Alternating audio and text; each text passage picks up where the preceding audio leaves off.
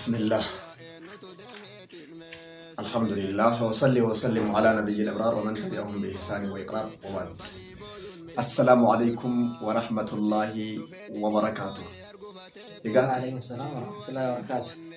كسو إن شاء الله إيجا كبجمتوتا في لقي فتوتكية كيسوما تكو قبندير في كيسوما أجائبا مالي فجائبا جدي يوجدتنو بدا نما كان فارس وفي متيبان من كان يؤمن بالله واليوم الآخر فليكرم ضيفه جار رسول ربي عليه الصلاة والسلام.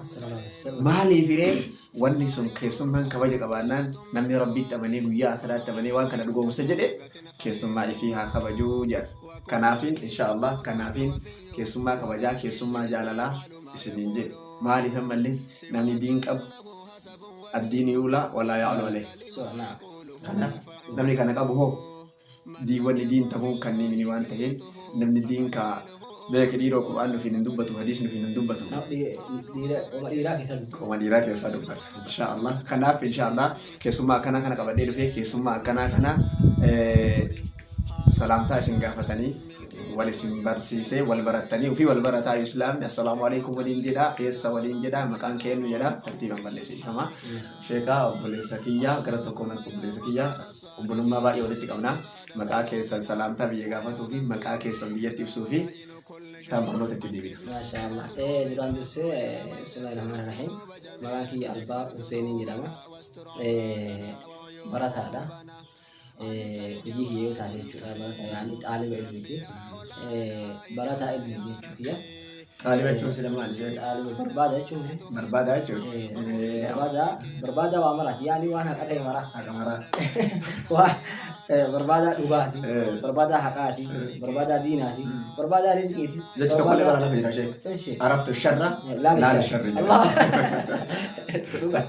شر مثلا واركو تيسانيو بربادة بيته ركينة توزات إيجا بيته إرا بيت يوم بيجين زاهي وان نندين أنا أقول طالب أشوف لما وامر بعد وشين لما سرچي إسني قال جدي هذا بليانكي يا طالب جرني وان هجير جرني بسني طيب وأنا كسيتي معك يا جتاه جران درسه فردوتوني channel أستاذ السلام عليكم ورحمة الله وبركاته سنجرا أكتم فاتتي وان تاتي مالي والبروم سكين ويا راكنا وان تاتي رسول والبروم كل من وان تاتي بعنا جايان سنجين غرسلو كسني وان channel كسني كبجان وان تاني سنجا شو بربادا غرا كسني بقولنا نيتا بعنا نفتح اللي سنجين ديو تقديم ما فتح جرو ما نسا والجل ما نلام وما قالوا الله أكبر أسين كوراني أجين كوراني والجيني كوراني إن شاء الله كواجم تو تعرفين لكي بتو تري ميوا غابنا وارنا برا تنجري يعني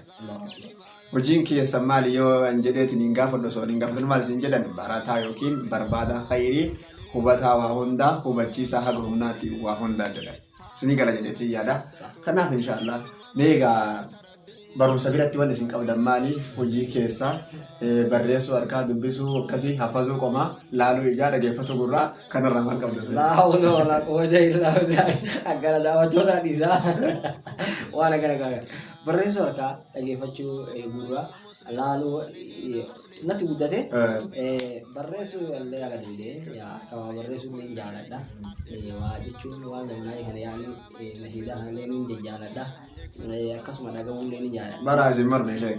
Saa. Isin dura dhabne wayii jira bara. Isineen jettanii na gaafatina. Garuu haa ta'u malee na gaafachuun namaa nafu. Nafu. Yoo isin na dhiiftan. Daawwattoonni gaafadha.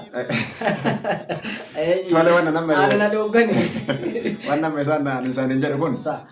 nama tokkotu isaan dura ta'e eenyu jechuun hoo صحابة رسول الله عليه الصلاة والسلام كما صحابات رضي الله عنهم وأرضاه جنة إنه مكان إنسان يا رجل جنة تاني حسان جتني حسان ما شاء الله مالي فيه مرتي وهيتو نمي سهرده فقط مسألة فكينيا كون الرجال على تما كون الرجال على تما كون الرجال على نيجو كان فكر كون الرجال على تاي كان كون الرجال على ده كان الرجال غرفاني كان التين غرفان كان مو التينو غرفان الله أكبر كنا nama tokkotu isaan dura taree jira sahaaba rasuulaatis ni jennee turre maqaan isaa wanni yoo jiru kajettan taate Hassaan jaanii kanaaf inshallah hojiin isaanii hojii nama saniiti jechuu barbaadeeti. Ayyee teessanii deebi'a. Waan akkasiiti gamasiitiin jechuu kiyya akkasuma qilleensa kana irratti illee waan madaldalaina yoo hojii taate haganuma jechuu barbaade babal'inni osoo ta'in gabaabinni isaa. Gabaabinni isaa. Yaa. Waan jiran dhageettanii obboleeyyan kiyya. Kun haadha ta'a kun abbaa ta'a namni mana tokko keessa yoo gosa gosaan galaani warroonni as keessaan hordoftan hundi waan gabaabduu hin jedhan. Maal jettee hambiteen wayitawaa jettu? Keessummiidde. Amma osoo gara yaada kennee hin dabalin yaada kennee inshaallah babal'inaan zarree tolchine buddeena enda shiroo. Akkasii taasifna garuu daawwattoota keenyarraa waan akka barbaada. Maali sun? Wayitti ulfaata. Wayitti ulfaata. Isaan moo? Afachaa moo isin maatiin keessan nama meeqa?